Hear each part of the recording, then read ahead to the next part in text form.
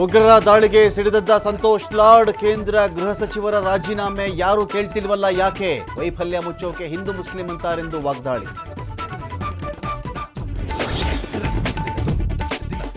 ಪಾಕ್ ಪ್ರಜೆಗಳು ಭಾರತ ತೊರೆಯುವ ಅಂತಿಮ ಕ್ಷಣಗಳು.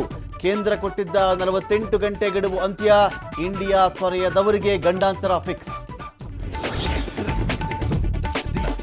ಜಮ್ಮು ಕಾಶ್ಮೀರದಲ್ಲಿ ಮನೆ ಮನೆಯಲ್ಲೂ ಸೇನಾ ಶೋಧ. ಉಗ್ರರಿಗಾಗಿ ಇಂಚಿಂಚು ಬಿಡದೆ ಹುಡುಕಾಟ.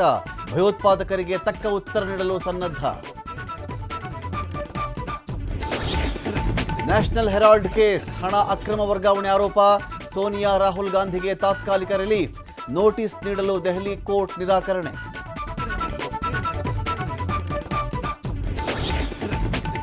ವಕ್ಫ್ ತಿದ್ದುಪಡಿ ಕಾಯ್ದೆ ಕುರಿತು ಸುಪ್ರೀಂಗೆ ಕೇಂದ್ರ ಅಫಿಡವಿಟ್. ಸಿಂಧುತ್ವ ಪ್ರಶ್ನಿಸಿ ಸಲ್ಲಿಸಿದ್ದ ಅರ್ಜಿಗಳ ವಜಾಕ್ಕೆ ಮನವಿ. ಮೇ 5ರಂದು ನಡೆಯಲಿದೆ ಮುಂದಿನ ವಿಚಾರಣೆ.